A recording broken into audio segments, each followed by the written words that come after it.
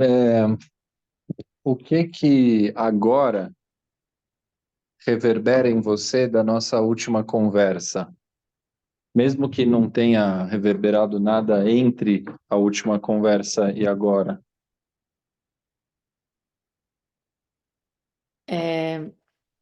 Como você falou, as coisas são tão misturadas, né? Processos e vida, e tanta coisa vem acontecendo desde a nossa última conversa que ela não está ligada à última conversa, né? Ela está ligada a todo esse espaço. Tem uma coisa assim que eu acho bastante importante a gente olhar, mas eu sei o quanto é difícil olhar para isso e o quanto aparentemente aquilo que vulnerabiliza a gente é também aquilo que fortalece a gente. Então, ampliando a perspectiva, não sei se a gente chegou a olhar para isso dessa maneira no nosso encontro, mas para mim é muito claro que a vida toroidal, né, nesse campo circular, que ela é cíclica, ela é uma experiência espiritual. E para mim, espiritualidade não tem nada a ver com religião, pelo contrário, a religião ela mata bastante espiritualidade. Então, porque quando você participa de um parto, ou quando você acompanha alguém no final da vida, alguém que morre, né? Quando você está ali presente com a morte de alguém, é muito claro, é muito clara a percepção espiritual da vida, mas ela não está presa a esses pontos. Ela permeia a vida toda, mas a gente se confunde com a materialização dessa espiritualidade, com a separação, como se a gente pudesse optar ter uma vida material ou uma vida espiritual. Então, mesmo que alguém esteja completamente envolvido e somente consciente e ocupado com a vida material, que esquece a vida material, né? Com essa vida linear, aparentemente, mesmo essas pessoas não têm a opção de ter uma vida espiritual ou não, a vida é espiritual. Então, neste campo, nessa percepção, faz com que as nossas ações elas não estejam presas a um curto período. Tem alguns indícios para mim da vida que mostram a eternidade dela e a infinitude dela. Então, por exemplo, essa semana passada saiu uma notícia de que acharam ossos de 80 milhões de anos atrás de uns dinossauros aqui no Brasil. E quando você reconhece que ossos duram uma eternidade, é porque os ossos têm a mesma constituição que a Terra. Então, enquanto tiver terra, tem osso. E o osso, ele mantém aquela percepção de eternidade. Tudo acabou ali naquele indivíduo, ele não está mais ali, mas os ossos estão ainda. Então, me dá uma concretude da eternidade, né? E os números são infinitos. Eu que gosto muito, né, de olhar para a numerologia e ler numerologia, me revela. Eles não só são infinitos, porque eles não terminam nunca, como entre o 1 e o 2 tem números infinitos. E entre a experiência energética com o número, ele aparece também de uma maneira infinita. Então, a infinitude e a eternidade, para mim, elas são muito vivas. Com isso, tudo aquilo que a gente está fazendo, agindo, falando, criando, está intimamente ligado com a eternidade e com a infinitude. Então,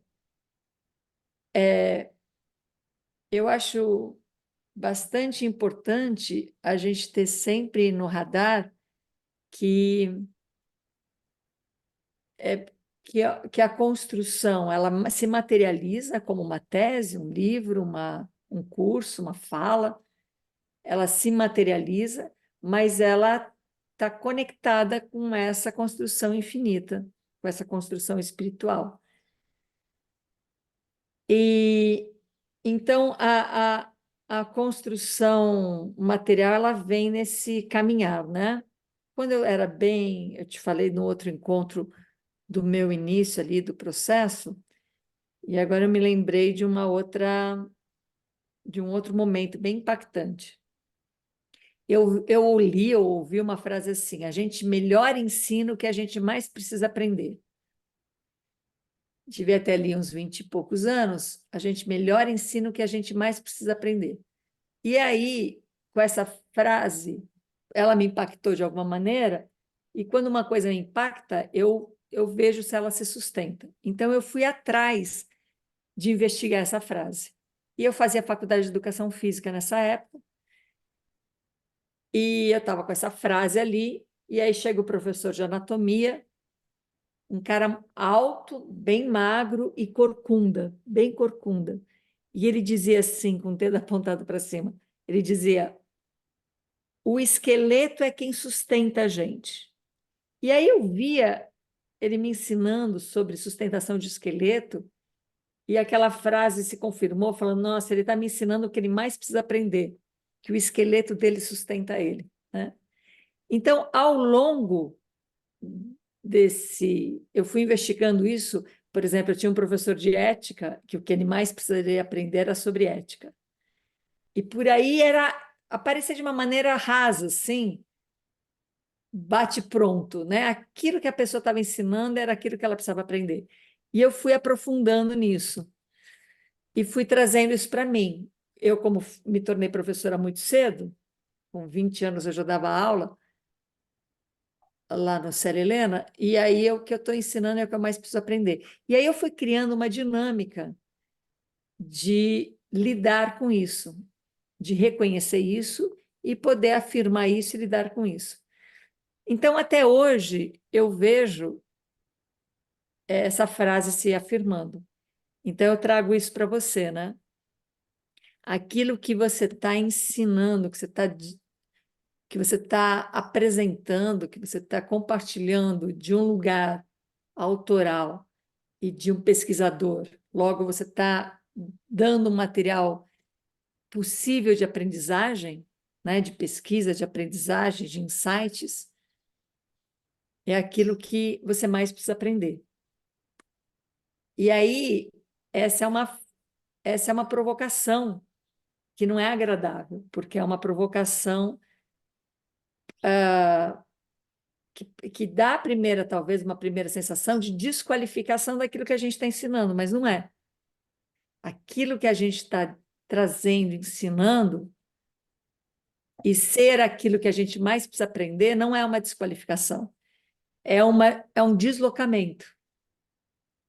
E é o deslocamento da gente estar muito presente na nossa fala, na nossa escrita. Então, quando você começa falando que a sua vida e o seu estudo está se misturando muito, foi o que talvez me ativou te trazer, começar por aí, é porque precisa ser assim e a gente precisa caminhar nossas palavras. Então, quando a gente está tendo um insight, escrevendo algo, elaborando alguma coisa, a gente tem que ser o nosso primeiro e melhor leitor e mais contínuo leitor. E nessa leitura, caminhar. Então, o que me trouxe, o que me despertou essa frase, ao invés dela desqualificar, porque quando eu pego e falo assim, aquele professor de ética, ele está sendo muito antiético, claramente aqui diante das alunas, principalmente, porque ele tinha um lugar de sedutor muito grande, com meninas que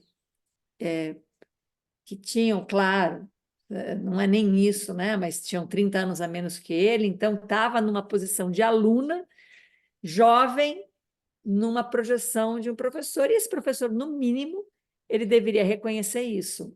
Essas meninas vão se apaixonar por mim, porque elas estão se apaixonando por uma projeção. E eu não vou aproveitar isso, né? Porque eu estou falando sobre ética. Mas não era o caso. Ele aproveitava muito essa condição e criava situações bastante antiéticas ali no processo. Então, a princípio, poderia falar, estou desqualificando, é uma pessoa que fala de ética e é bastante antiético de uma perspectiva. Mas não é isso, é que se ele estivesse escutando e sendo o seu melhor aluno e caminhando as palavras que ele estava dizendo e tendo essa visão ampla e sustentando aquela percepção que ele trazia tão lindamente, ele não tomaria essas atitudes antiéticas, né? Então, é um convite para a gente caminhar nossas palavras, para a gente agir nossas palavras, né? Então, quando você fala que você está se misturando a isso, eu acho muito bom, principalmente para uma compreensão e para não caber justificativa. Então, é assim, eu escrevi isso, eu falei isso, eu compreendi isso, mas na vida real eu preciso pagar Uhum. conta, na vida real o jogo é outro, a sedução não sei o quê, ou o tesão fala mais alto, seja por qual for a justificativa, justificativa é tornar justo aquilo que não pode ser justo. Né? Quando eu justifico alguma coisa, é porque eu estou querendo tornar justo algo que não é justo. Por isso que eu justifico. Né? Uma coisa é eu ter uma compreensão, poxa, eu compreendo essa atitude, eu compreendo esse desvio, mas eu não justifico ele, né? Porque quando eu não justifico, eu consigo ter uma outra ação sobre, eu consigo ir na reparação. Então, eu acho extremamente importante quando a gente assume que vai falar sobre complexidade e vai falar sobre amadurecimento, porque complexidade é uma capacidade de elaboração e de amadurecer, de caminhar com os pensamentos, né? Quando eu vejo isso acontecer, eu acho essencial ter esse alinhamento. O que eu penso, o que eu sinto, o que eu falo. E quando tem desvios disso, ter uma compreensão em relação a isso, né? Mas não cair na justificativa, compreender. E essa compreensão nos traz mais responsabilidade. E aí sim, eu sinto que a gente está falando sobre complexidade, né? Então, é, é um chamado de responsabilidade, né? Sim, sim. Então eu vou permitir essa fusão, entendendo que está tudo misturado e é um caminho só mesmo. É, o que eu estou aprendendo através desse trabalho, e aí dentro de trabalho tem muita coisa, né? Tem terapias, meditações, diálogos, momentos de dor, momentos de criação. Tem algo aí que eu ainda não sei direito encaixar, mas talvez agora, se eu tiver uma fala presente, talvez eu consiga. A responsabilidade vem quando eu vem com essa assinatura de uma dor que me liberta para mim do que eu estou vivendo. Eu sei que você tem algum contexto da minha separação da Carol e tudo, e eu não vou entrar nisso para não para respeitar os contornos, mas o que eu estou sentindo mais recentemente, essa falência da tentativa que acaba caindo num lugar de abertura para uma dor, várias dores, na verdade, né? Mas elas se juntam num mesmo rio. E quando aparece esse fluir, aparecem as margens também. E eu estou achando muito transformador, muito cabal, tá mexendo meu corpo, na célula, na sensação, tem sabor essas coisas. Que é, tem esse sabor de que o problema, que no início eu chamo de um problema complexo, é tem o peso da minha dificuldade de abrir o leito para a dor fluir. E essas coisas aparecem juntas, né? O rio e o leito, a água que flui e o leito do rio. Eu me encontro quando eu me deixo vazar e me surpreendo que esse vazamento ele não é caótico. Teve uma vez uma psicanalista me falou uma coisa que eu levei para a vida, assim, eu falei, eu sinto muita potência, e aí eu sinto que eu sou uma mangueira que está assim jorrando água meio descontrolada, que nem a do bombeiro, assim, que tem uma puta pressão e ninguém segura ela e tal. Aí ela só falou para mim assim, por que que você não solta a outra ponta? E me deu na hora esse susto, né? Assim, por que que tem um canal fechado onde eu tenho que pegar o que eu sinto e canalizar isso para um lugar onde eu tenho um intento pré-moldado, né, que vai apontar para um fogo a ser apagado, né? E eu fiquei 3 anos com essa afirmação circulando aqui, eu sabendo, sentindo que era isso, mas não sabendo aonde que estava então, né, dentro de mim, qual que era o movimento interno de soltar a outra ponta da mangueira, né? Porque aí a água vaza e a água naturalmente ia encontrar o seu caminho de escoamento, né? É um abandono de si, né? Que na verdade assim não é tudo menos um abandono, né? Mas alguma coisa é deixada nisso. Então me parece que assim a aproximação da complexidade tem uma camada bem superficial, bem cognitiva, né? De falar de sistemas, de falar de emergência, de falar de contextualizações. E quando ela vai decantando, quando a visão começa a fecundar os outros sentidos de uma compreensão viva, tem essa parte de me permitir sentir, e com isso, fatalmente, vem dor. Eu falo isso de mim, mas eu vejo isso em todo lugar. E é muito inusitado para mim chegar na percepção e na vivência que para aprender a complexidade, para integrar a complexidade em mim, tem tem esse capítulo, tem esse estágio, essa barreira, essa passagem, essa fase, não sei do que chamar isso, mas que é aprender a sentir dor, aprender a não dramatizar a dor, aprender a escutar a dor, aprender a desarmar a dor, que é tal qual qualquer outra emoção, né? No sentido de direito à existência, de direito ao movimento, de direito à vibração na sua própria frequência. E cada vez mais está claro que a complexidade é muito mais uma desaprendizagem do que uma aquisição, né? É muito mais um retorno do que um avanço.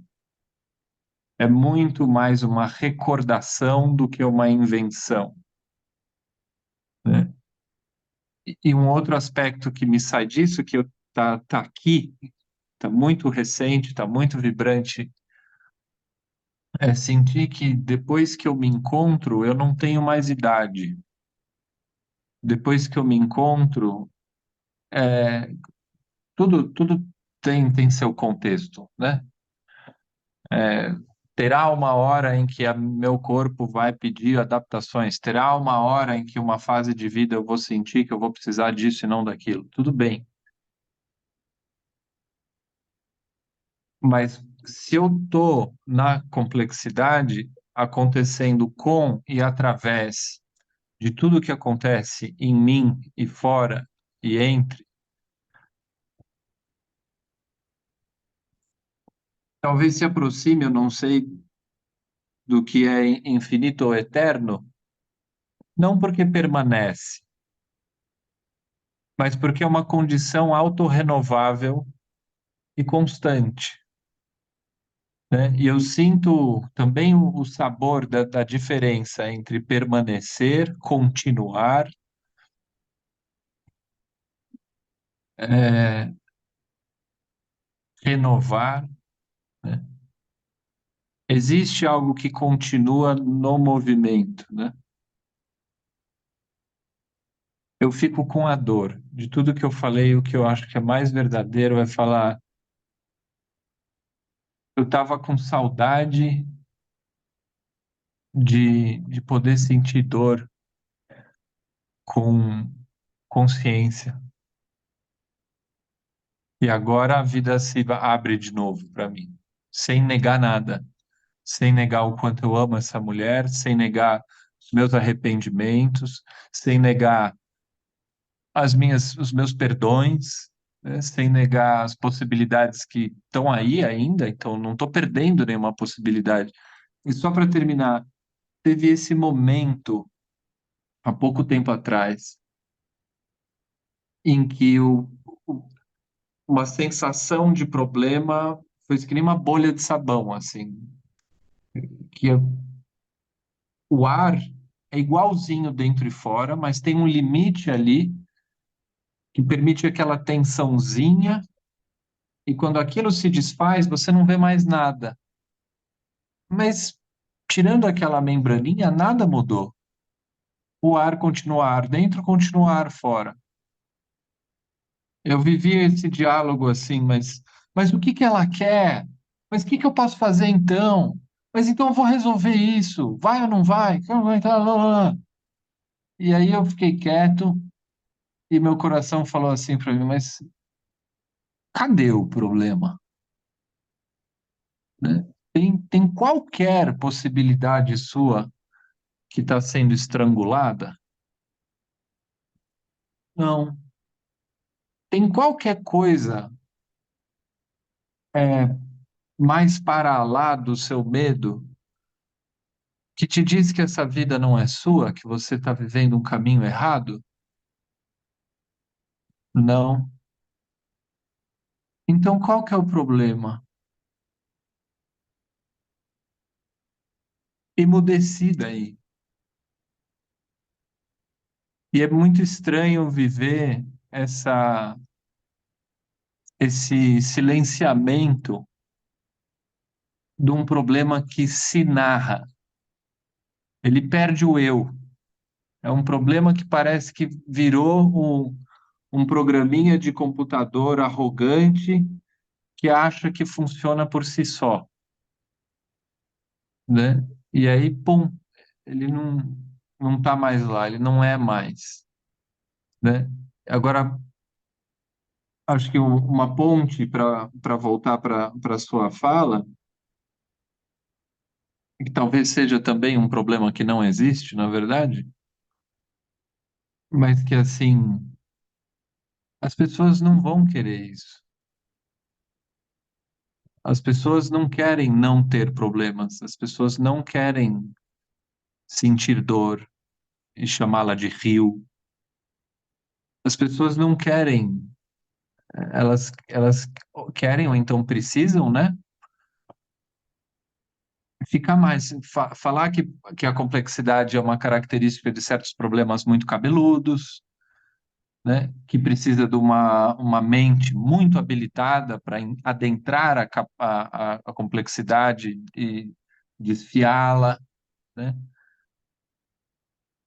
Como você percebe a relação das pessoas com o que, se eu estou entendendo bem, você está chamando de complexidade? Você vê Eu negação, vou abrindo a vê janela. Mas estou te ouvindo. Ah, Tá.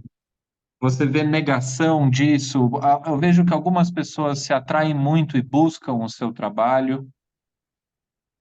Ao mesmo tempo, o seu trabalho, por vezes, pode trazer notícias desagradáveis que as pessoas preferem não saber de si mesmas, né? Eu não sei. Como você enxerga que as pessoas se aproximam? Quais são os ganchos para isso? Como eu posso atrair, ou não sei que verbo usar, mas me aproximar de leitores? eu acho que tem que pensar algumas bases aqui, né? Primeiro que quem são as pessoas? Porque as pessoas que participam de uma vivência, as pessoas que podem ler um livro, as pessoas, né?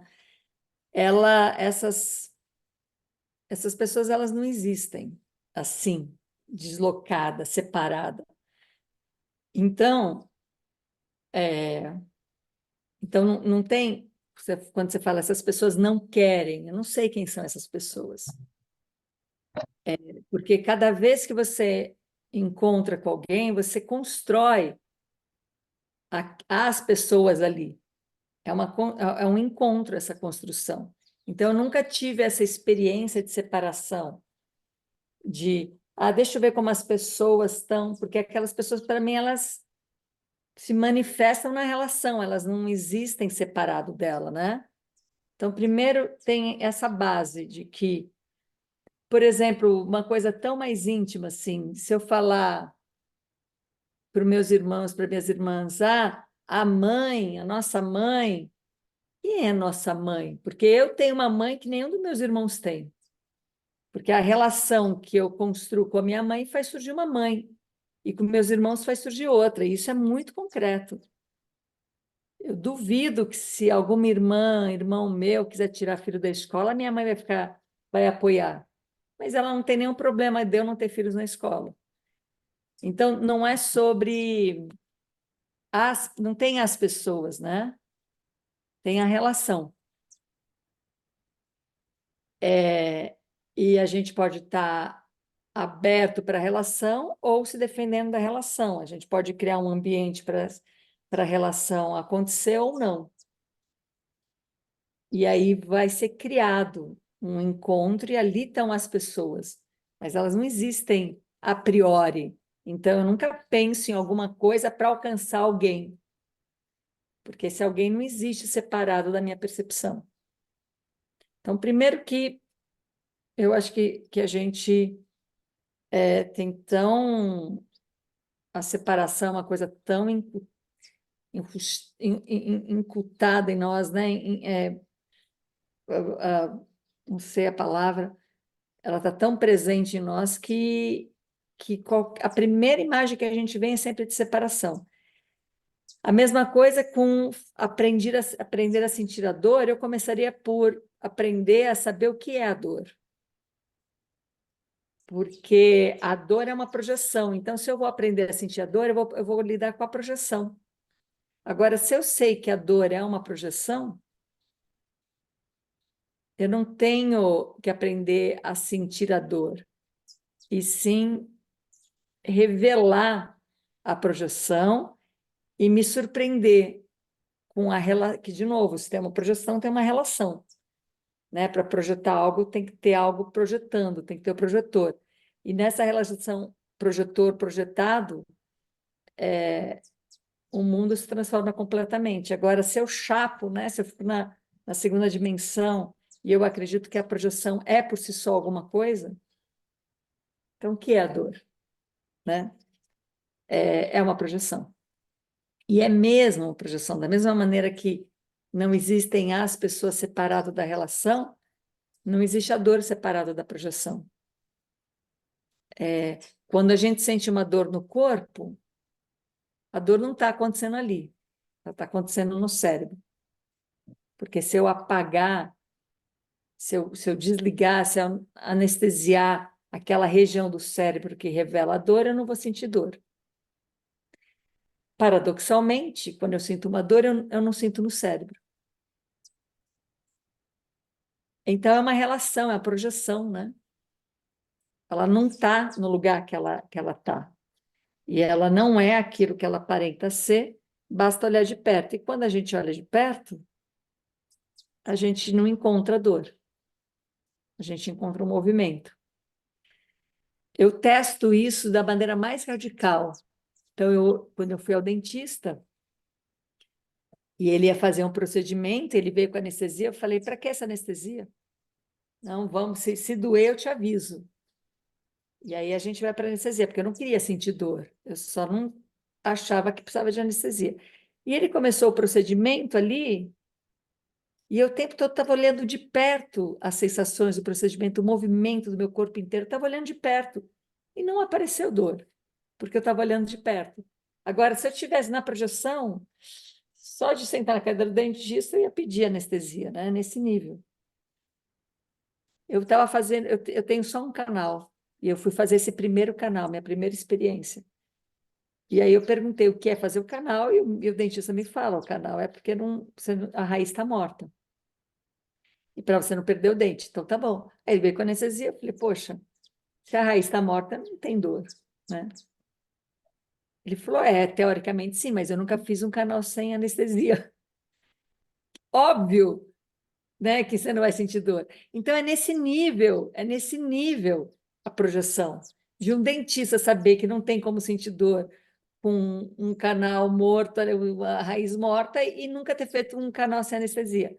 É desse nível que a gente está desconectado, que a gente está separado, né? Então, a, eu tiraria o romantismo da dor, o lidar com a dor, para entrar na complexidade da projeção dessa dor e logo a se abrir um outro caminho. Da mesma maneira que eu tiraria a separação das pessoas. É uma.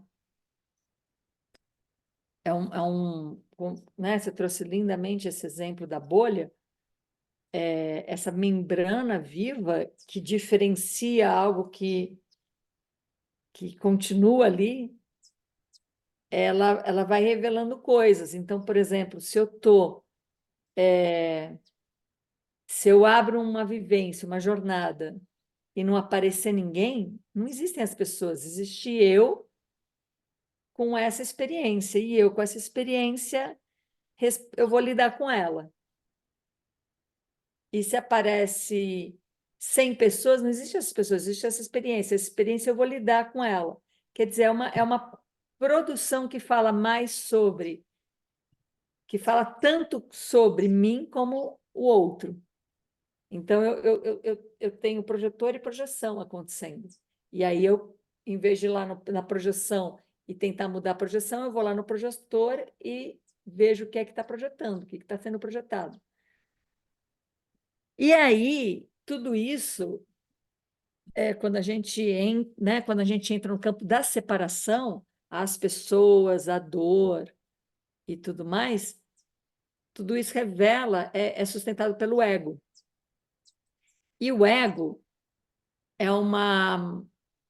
Ele pode ter a sua função psicanalítica e tal, eu nem entro muito nisso, porque, na verdade, eu conheço o ego como um centralizador, como algo que gera uma personalidade, uma identidade e uma separação, porque centraliza, separa e bloqueia o movimento contínuo, bloqueia o movimento da vida. Então, para mim é muito importante fazer com que o ego entre num campo de integração, para que ele não centralize. Então, a minha dor, as pessoas, o meu texto, o meu conhecimento, né? Aquilo que a gente estava vendo, cadê o eu, né? Então, esse eu, esse ego, e aí milagres acontecem. Por exemplo, acho que foi ontem ou anteontem, não sei, eu estava fazendo uma meditação, entrei ali num estado de silêncio, E aí veio muito claramente que fogo e água são, eles coexistem. O fogo não apaga no corpo, o fogo não apaga a água e a água não apaga o fogo, e o fogo ele existe enquanto tem água. Então eu podia sentir o fogo no meu corpo existindo e o fluido da água permeando esse fogo, né? Foi bastante impactante essa sensação de fogo e água coexistindo. Então, por mais que a gente não consiga, e às vezes até consegue, porque eu já tive experiências, por exemplo, em fogueira, com a sauna sagrada, que tinha fogueira ali muito ativa, e cair chuva e não apagar aquele fogo, né?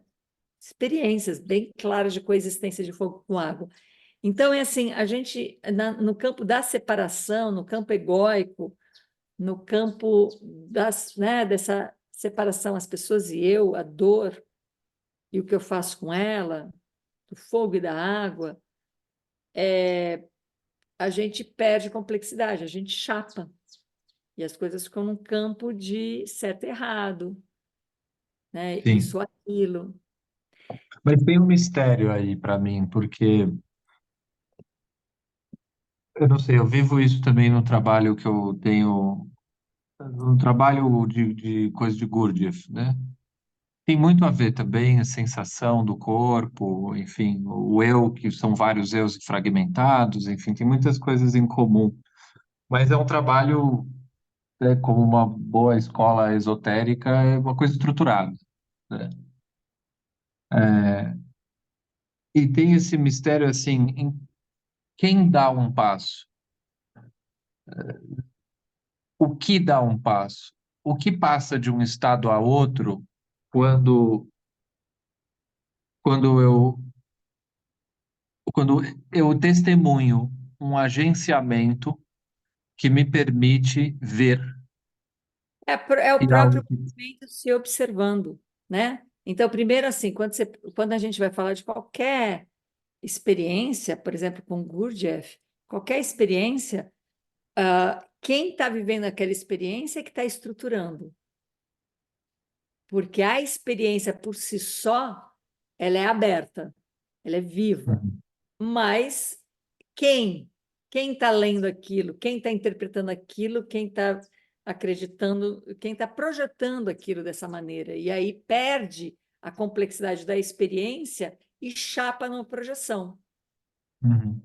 Então, você faz. Eu já vi pessoas assim vivendo as mais diferentes e potentes experiências,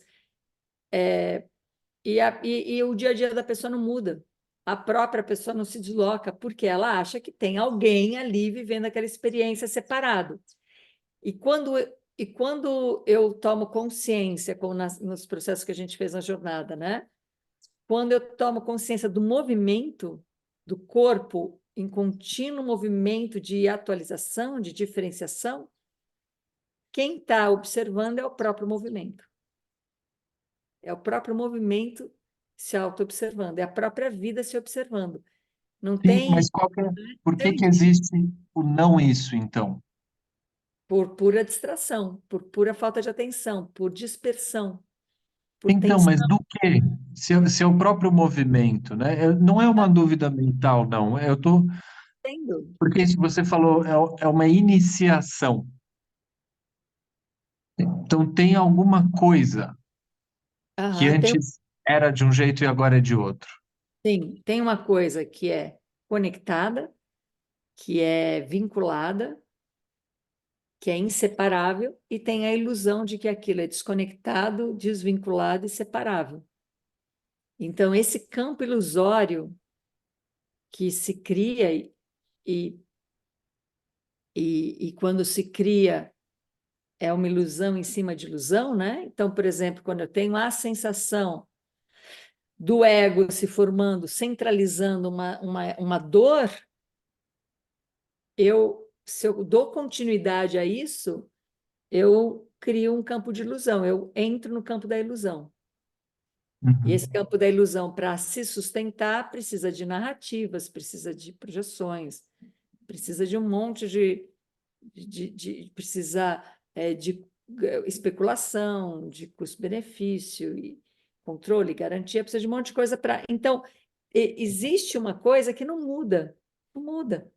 Toda vez que qualquer pessoa, em qualquer momento, em qualquer circunstância, puder trazer a atenção plena para o movimento da existência do corpo, que é uma matéria que nos é dada como perceptível, então conseguir observar isso de qualquer maneira, de qualquer ângulo, seja por percepção, seja por um exame, né? Seja por escutar, tem essa percepção, vai encontrar sempre uma existência em movimento contínuo se diferenciando. Ninguém encontrou um corpo que congelou e fixou, ele está sempre em contínua transmutação. Porém, quando eu percebo uma coisa fixa, a dor está aqui fixa em mim, está doendo em mim, eu embarquei num campo ilusório, num campo projetivo. E quem embarca nisso? A criação de um eu. É como nos Seis Personagens, à procura de um ator. Os personagens tomam vida. É como você deu o exemplo da inteligência artificial, acreditando que ela está sendo criadora, né? Então, o personagem acreditando que é o ator. E não é um personagem. Então, vai depender de muitas circunstâncias para se manter personagem. O ator também, tudo é dependente relacional, não tem absolutamente nada na existência que a gente possa perceber que não tenha dependência relacional. Mas os atores têm dependência relacional de uma categoria, o ator tem outra dependência relacional. A célula daquele ator tem outra dependência relacional. Então, o que é que eu estou criando para aquilo existir? E é muito impressionante como o ser humano consegue criar e se iludir, e fazer disso uma verdade. E aí, mas logo a coisa nunca se sustenta, porque logo que a verdade se apresenta como absoluta, ela já cai. Porque você vai olhar de perto, você nunca vai encontrar uma verdade absoluta. Sempre uma verdade vai ser relativa. Então, ou a gente embarca na própria experiência que a vida nos apresenta, que qualquer percepção atenta vai observar que é um movimento contínuo se diferenciando, ou a gente embarca numa ilusão, ou a gente cria narrativas ilusórias. Não tem a opção da narrativa de fixação egóica, de centralização se sustentar, porque você olha de perto, é a mesma coisa que você me trazer qualquer coisa. Ó, isso é isso, é absoluto. Posso olhar de perto? Pode. Eu falei, olha, eu estou vendo agora de outra maneira, estou vendo isso outra coisa. Ah, tá bom, eu achava que era absoluto, mas não é. Mas então, por esse mesmo princípio, e não fazer então isso como um princípio absoluto, não existe a coexistência com a ilusão? Claro que existe. E aí você tem o caminho da coexistência da ilusão, e mesmo quando você está em ilusão, tem uma não ilusão acontecendo, só que você está perdendo conscientemente essa festa. Você está perdendo isso. Uhum. Então, existe esse processo do corpo, para mim, ele se iniciou com a provocação de Spinoza, que é um filósofo que eu gosto muito, e ele diz, a- ele pergunta, né, o que pode um corpo? E ele afirma, a gente não tem ideia do que pode um corpo. A gente não concebe, não tem concepção ainda para saber o que pode um corpo. Então, revela uma ignorância do nosso conhecimento. E revelar uma ignorância mostra que tem muita coisa que a gente não sabe. E se eu aceitar, e se eu embarcar nesse espaço que se abre, muita coisa vai se apresentando. Agora, se eu recusar isso e falar, não, eu não quero viver num mundo como ignorante, Eu quero viver no mundo como um sábio. Pronto. Eu me fechei numa ilusão e ali eu vou perpetuar uma ignorância e essa ignorância vai trazer muito sofrimento. Uhum. Então, é uma coexistência, uma não anula a outra, mas uma revela a outra. Uhum. E a Sim, gente ainda para mim, tem a opção, né? sim, ou a opção ou a condição, mas tem algo que possibilita, Tem algo né? que possibilita. E, inclusive Ainda, a ainda ilusão. tô. A ilusão está o tempo todo te convidando para sair dela. Uhum. Sim, mas a ilusão, Só para ela é. finalizar. Porque a ilusão não está separada da vida. Uhum. Então, não é uma coisa contra a vida, não é uma coisa fora da vida. A ilusão Sim. pertence à vida. Então, você de repente vê um arco-íris. E aquele Uhum. arco-íris é uma ilusão de ótica, porque ele parece que está ali, e ele não está ali. É uma condição que se dá, mas ele não está separado da vida. E se você entrar em observação com o arco-íris, ir atrás dele, e, enfim, ele mesmo vai te tirar da ilusão.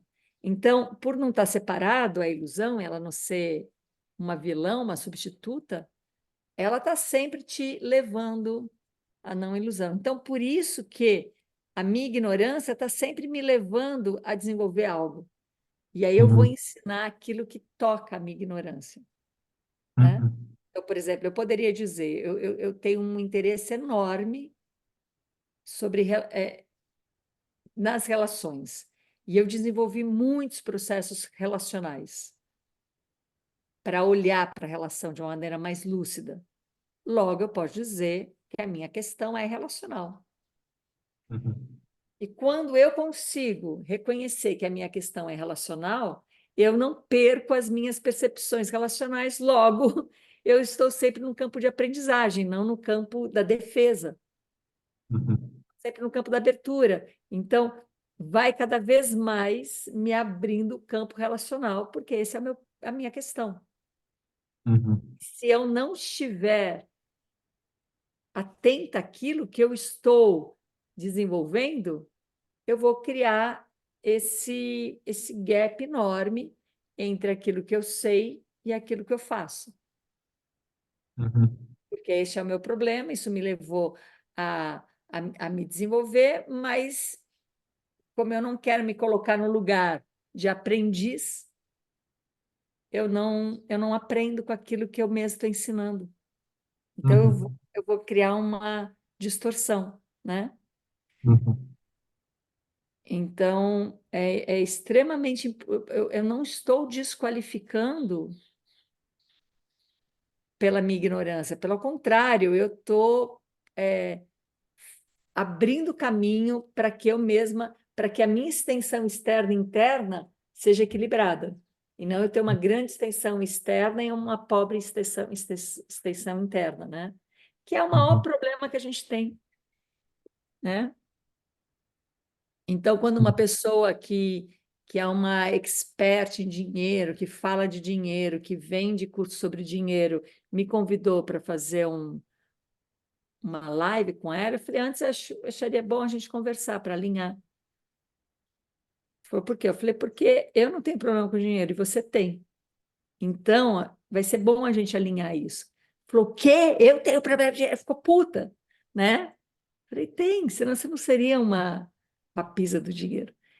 Mas, e por que que a pessoa tem problema e persiste nele? Porque ela não está aprendendo com ela mesma. E o que que faz a gente desenvolver alguma coisa? A nossa fragilidade. Então, tem alguma fragilidade, né? Tem a sua fragilidade te fazendo desenvolver isso. E ao desenvolver isso, se você não for um ego desenvolvendo isso, se você for o próprio processo, o próprio movimento disso, é, você não precisa se preocupar com as pessoas, né? O problema é a gente ter um ego que desenvolve alguma coisa, né? Então, a minha atenção, quando eu estou desenvolvendo alguma coisa, é de baixar o ego para que quem desenvolve é o próprio movimento e não o eu. É o próprio. E este eu, que está o tempo todo se atualizando, né? Que funciona o eu, meu nome, minha nacionalidade, funciona o eu. Mas ele, o tempo todo se atualizando, ele se atualiza nesse movimento, nessa aprendizagem. Então, ele é Sim, filho do movimento que se auto-percebe, ao invés de ter um eu percebendo o movimento, né?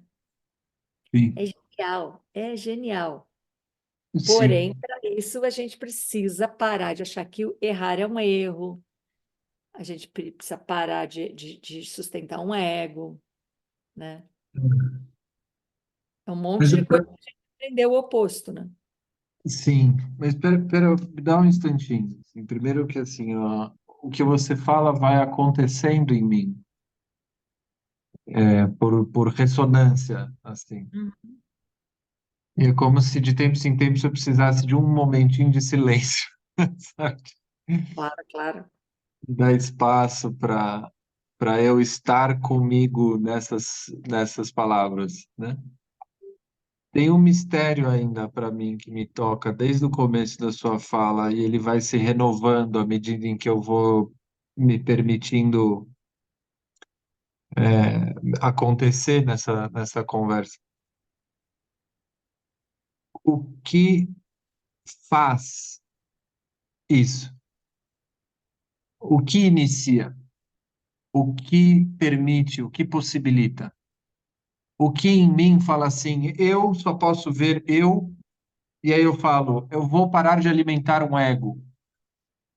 Não faz sentido, né? A nossa capacidade de produzir uma ilusão a partir de uma verdade, em vez de viver essa verdade, e como você falou, se o eu se atualiza nesse movimento, ele fica em paz com a verdade, aí a ilusão. Né? Tem uma frase muito bonita lá do trabalho que é assim: despertar é estar consciente do sono. Você não acaba com o sono, não tem uma iluminação, essa ideia de chegar no lugar, etc. E muitas frustrações nessa busca, né? Porque é uma busca e todo mundo se entende de alguma forma como buscador. E essas narrativas de melhoramento do ser humano, né? Que para mim já caíram por terra e eu falo, bom, eu só tenho uma chance e é de ser eu mesmo. Foda-se ser melhor, eu sei lá o que que é isso, mas se eu for eu mesmo, talvez eu viva. E aí, beleza. Funcionou durante 10 passos, né? Porque depois eu comecei a ver que o que que é eu mesmo. Coloquei num outro lugar, virou ilusão de novo. Preciso Então, ser eu mas mesmo. qual é o ganho? A gente vai pelo ganho. Se você convive com alguém viciado em alguma coisa e a pessoa fala assim, eu quero parar de ser viciado, você não vai começar convencendo ela de que aquilo que ela está fazendo é ruim para a saúde dela. Você tem que pensar qual que é o bom daquilo. Você está viciado nisso porque você ganha o quê com isso? Você se alimenta do quê? Você sente o quê? E aí, quando você sabe o que é bom para aquela pessoa, de ser viciada naquilo, você consegue criar e reconectar com outras possibilidades ou integrar aquela, aquele gozo na dor, às vezes, para poder libertar. Então, é assim, qual é o ganho? Por que você dá 10 passos? Por que reconecta, dá 10 passos e perde a conexão? Porque a desconexão tem um grande ganho. Por que o capitalismo se sustenta? Porque ele tem um grande ganho. E por que a gente está bem enroscado nisso tudo? Porque a gente acabou, como ser humano que somos, e somos bons em adaptação, a gente acabou se adaptando, e aí a gente ganhou a maior das ilusões, a ideia de controle e garantia. Porque não tem ninguém que passa por essa experiência de nascimento nessa terra, nessa vida, que tem controle e garantia de alguma coisa. Ninguém. Não tem essa possibilidade. E dói demais, por falar em dor, viver sem controle e garantia. Porque quando meu filho é pequeno e vira para mim e falou, mãe, você promete que você não vai morrer enquanto for criança?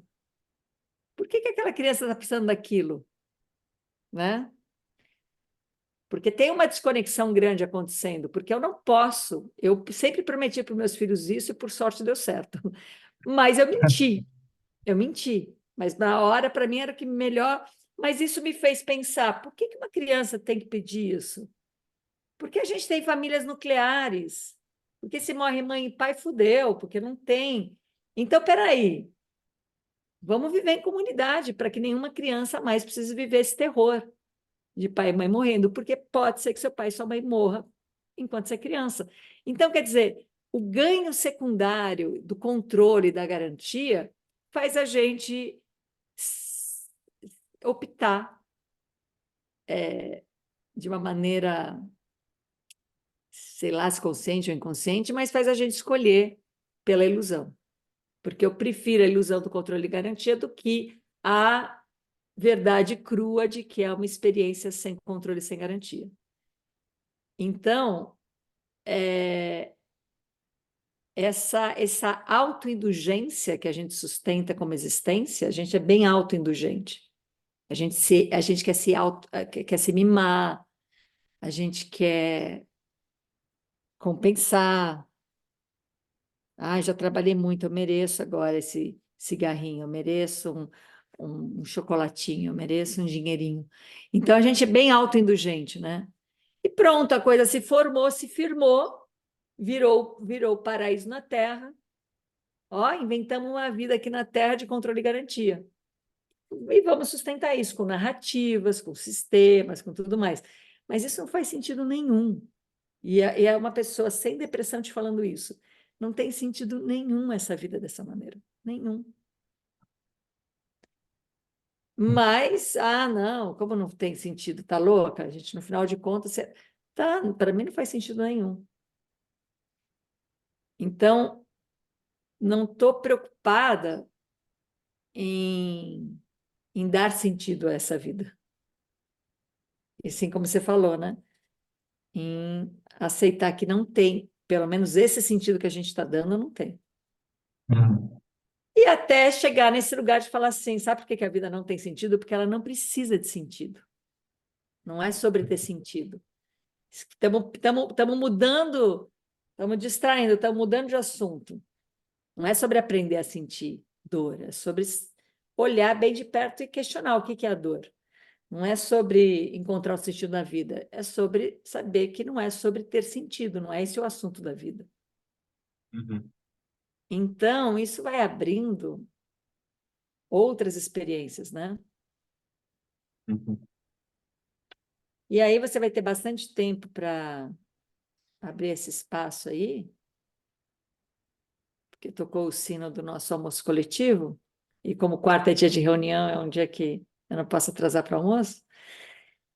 Mas, Vicente,